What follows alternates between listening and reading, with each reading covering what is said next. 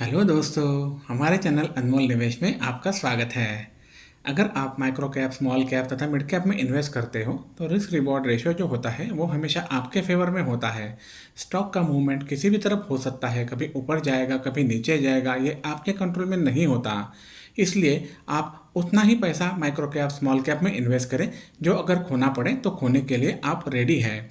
और अगर ऐसा रिस्क लेने से आपकी रात की नींद खराब होती है तो बेहतर यही होगा आप ऐसा इन्वेस्टमेंट ना करें, या फिर यह पैसा खोने की नौबत ही ना आए। इसलिए आप अपना खुद का रिसर्च करें, उसके बाद ही इन्वेस्ट करें।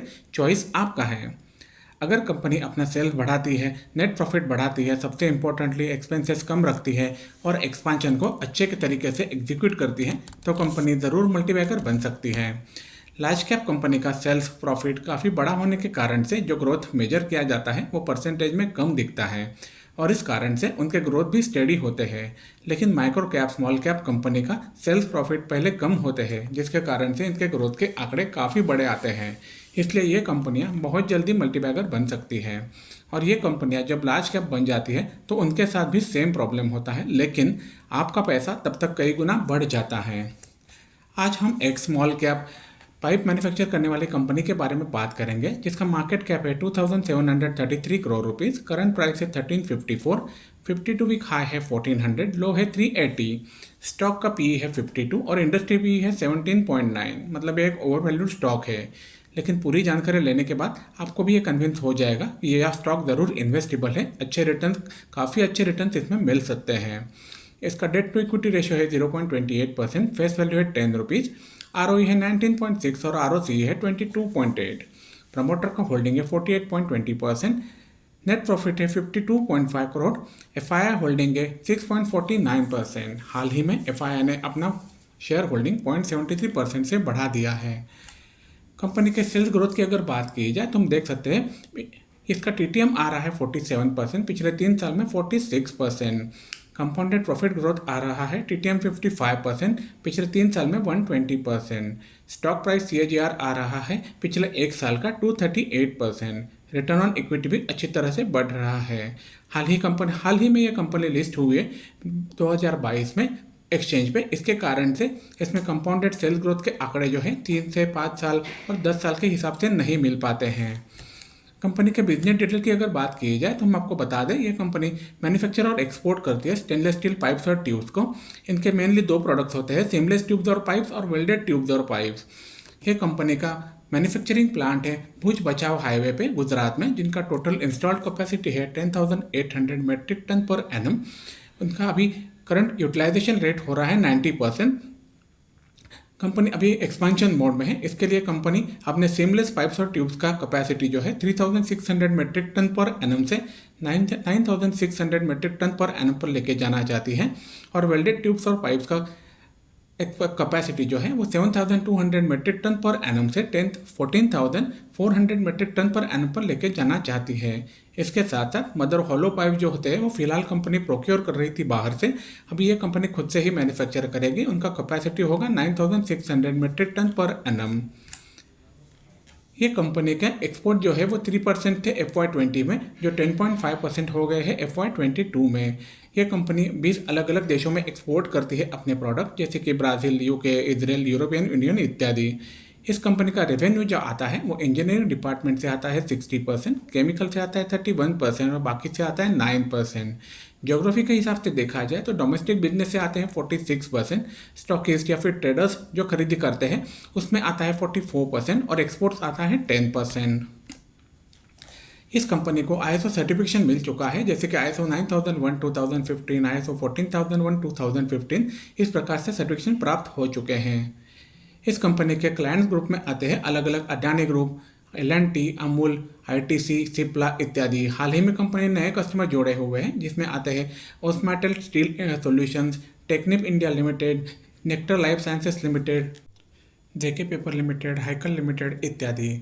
इसके साथ साथ कंपनी अपने एग्जिस्टिंग फैसिलिटी में एसिड रीजनरेशन प्लांट खड़ा कर रही है, जिसके कारण से उनका मैन्युफैक्चरिंग प्रोसेस को जो एसिड कंजम्पशन होता है वो कम होके ऑपरेटिंग मार्जिन जो होते हैं वो बढ़ जाएंगे। आगे बढ़ने से पहले मैं आपको बता दूं, यह वीडियो सिर्फ एजुकेशनल पर्पस के लिए बनाई गई है। इसे किसी भी तरह की खरीदारी या बिकवाली की सलाह ना समझें। कोई भी आर्थिक निर्णय लेने से पहले अपने सभी रजिस्टर्ड वित्तीय सलाहकार से सलाह जरूर लें। कंपनी के क्वार्टरली प्रॉफिट लॉस अगर स्टेटमेंट की बात की जाए तो हम देख सकते हैं मार्च 21 से कंपनी का सेल्स था 92 करोड़ रुपीज़, जो आगे ऊपर नीचे होते हुए मार्च 23 में हो गया है 176 करोड़ रुपीज़ और जून 23 में 180 करोड़ रुपीज़। ऑपरेटिंग मार्जिन अगर देखा जाए तो कंपनी का 11-12% के आसपास में ही ऑपरेटिंग मार्जिन रहा है। हालांकि मार्च 23 में ये 12% पे आ गया था, लेकिन कंपनी ने अपने एक्सपेंसेस कंट्रोल कर लिए हैं। इसके लिए जून 23 में ये 15% हो चुका है। वही रिजल्ट अपने को दिखता है, वही रिजल्ट हमें दिखता है नेट प्रॉफिट में, जो कि मार्च 23 में 13 करोड़ था, जून 23 में ये बढ़ के हो गया है 17 करोड़ रुपीज़। अगर yearly profit and loss statement की अगर बात की जाए तो हम देख सकते हैं मार्च 19 में कंपनी का सेल्स था 119 करोड़ रुपीज़, जो लगातार बढ़ते हुए मार्च 22 में 25% बढ़ के हो गया है 387 करोड़ रुपीज़ और मार्च 23 में पिछले साल के मुकाबले 43% बढ़ के ये हो गया है 552 करोड़ रुपीज़। इसके साथ साथ में एक्सपेंसेस भी बढ़े हुए हैं। मार्च 20 में 50% बढ़े हुए थे, मार्च 21 में 66% बढ़े हुए थे, बाद में मार्च 22 में ये कम हो गए थे, 22% ही बढ़े हुए थे, जबकि ये 338 करोड़ हो चुके थे और मार्च 23 में ये 43% बढ़ के 483 करोड़ हो चुके हैं। लेकिन इसके साथ में अगर ऑपरेटिंग मार्जिन देखेंगे तो मार्च 19 में ऑपरेटिंग मार्जिन था 7%, जो कि बढ़ते हुए मार्च 22 में हो गया था 13%। कंपनी के भले ही एक्सपेंसेस बढ़ गए हो, लेकिन कंपनी ने अपना ऑपरेटिंग मार्जिन जो है वो अच्छी तरह से मेंटेन करने में कामयाबी हासिल की हुई है और इसके कारण से नेट प्रॉफिट आप अगर देख सकते हो तो मार्च 21 में ये था 24 करोड़ रुपीज़, जो मार्च 22 में 34% बढ़ के हो गया 32 करोड़ रुपीज़ और मार्च 23 में ये 38% बढ़ के हो गया है 44 करोड़ रुपीज़। ईपीएस भी अच्छी तरह से बढ़ रहा है। अभी हमने जो बातें की वो आपको ग्राफिकल रिप्रेजेंटेशन में ज़्यादा अच्छी तरह से समझ आएगी। कंपनी के बैलेंस शीट की अगर बात की जाए तो हम देख सकते हैं मार्च 19 में कंपनी का रिजर्व था 3 करोड़ रुपीज़, जो लगातार बढ़ते हुए मार्च 21 में हो गया 31 करोड़ रुपीज़, जो मार्च 20 के मुकाबले लगभग 4 टाइम्स ज़्यादा है। इसके साथ साथ मार्च 22 में ये 265% बढ़ के हो गया है 113 करोड़ रुपीज़ और मार्च 23 में 168% बढ़ के ये हो गया है 302 करोड़ रुपीज़। ये काफ़ी अच्छी चीज़ है कंपनी के लिए। इसके साथ साथ और एक बात ध्यान में लेनी ज़रूरी है, कंपनी का बिजनेस बढ़ता है, सेल्स बढ़ता है तो कंपनी को बोरोइंग्स मतलब लोन भी बढ़ाने पड़ते हैं। उसके हिसाब से कंपनी के बोरोइंग जो है मार्च 19 में थे 29 करोड़ रुपीज़, जो लगातार बढ़ रहे हैं। मार्च 22 में ये हो गए थे 69 करोड़ रुपीज़ और मार्च 23 में ये हो गए हैं 90 करोड़ रुपीज़। ये काफ़ी गौर करने वाली बात है कंपनी के फाइनेंशियल्स के बारे में। अभी हमने जो बातें की वो आपको ग्राफिकल रिप्रेजेंटेशन में ज़्यादा अच्छी तरह से समझ आएगी। कंपनी के शेयर होल्डिंग पैटर्न की अगर बात की जाए तो हम देख सकते हैं कंपनी के प्रमोटर्स के पास है 48.20% शेयर्स। हालांकि एफआईआई ने अपना शेयर होल्डिंग जो बढ़ाया हुआ है जून 22 में इनके पास थे 2.21% शेयर्स, उसके बाद में उन्होंने कम कर दिए थे, एकदम से 0.67% कर दिए थे। लेकिन उसके बाद में हम देख सकते हैं उनका शेयर होल्डिंग जो है लगभग सेम है और बढ़ते जा रहा है। जून 23 में इनका शेयर होल्डिंग था 6.49%, जो कि मार्च 23 में था 5.76%। DIR में अपना शेयर होल्डिंग जो है वो कंटिन्यूसली बढ़ाया हुआ है। फिलहाल जून 23 में ये है 8.73%। बाकी सभी शेयर्स 36.57% शेयर्स पब्लिक के पास हैं। यही चीज़ें आपको ग्राफ में अच्छी तरह से समझ आएगी। और एक इम्पॉर्टेंट चीज़ है कंपनी के बारे में, कंपनी के प्रमोटर्स ने अपने कोई भी शेयर्स प्लेज नहीं किए हुए हैं। ये काफ़ी अच्छी चीज़ है।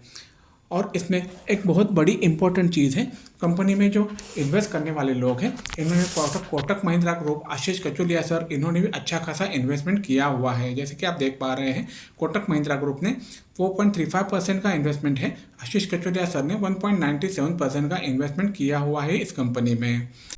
मैं आपको बता दूं यह वीडियो सिर्फ एजुकेशनल पर्पज़ के लिए बनाई गई है। इसे किसी भी तरह की खरीदारी या बिकवाली की सलाह ना समझें। कोई भी आर्थिक निर्णय लेने से पहले अपने वित्तीय सलाहकार से सेबी रजिस्टर्ड वित्तीय सलाहकार से सलाह जरूर लें। इस कंपनी के एक साल के चार्ट की अगर बात की जाए तो हम देख सकते हैं कंपनी कंसिस्टेंटली परफॉर्मर है। इसके कारण से कंपनी का प्राइस जो है शेयर मार्केट में अच्छी तरह से बढ़ता हुआ हम देख सकते हैं। वही चीज़ हमें दिखती है ऑल टाइम चार्ट में। ये कंपनी कंसिस्टेंट परफॉर्मर है। बीच में कभी कभी प्रॉब्लम हो जाता है, कंपनी का परफॉर्मेंस एक पर्टिकुलर लिमिट में रहता है, इसके कारण से शेयर प्राइस भी लिमिट में रहता है। लेकिन जैसे ही कंपनी का रिजल्ट अच्छा आ जाता है, कंपनी का प्राइस ऊपर चलने लगता है। वही आप देख सकते हैं मई 23 के आसपास में कंपनी का रिजल्ट काफ़ी अच्छा आया था, इसके कारण से तो वहाँ से ये शेयर का भाव ऊपर चलने लगा है। अभी भी ये करंटली ऊपर ही जा रहा है। हम जिस कंपनी की बात कर रहे हैं उस कंपनी का नाम है Venus pipes and tube limited. ये कंपनी स्टेनलेस स्टील पाइप्स और ट्यूब्स का काम करती है, मैन्युफैक्चर करती है। इनके मेनली दो प्रोडक्ट्स हैं, सीमलेस ट्यूब्स और पाइप्स और वेल्डेड ट्यूब्स और पाइप्स।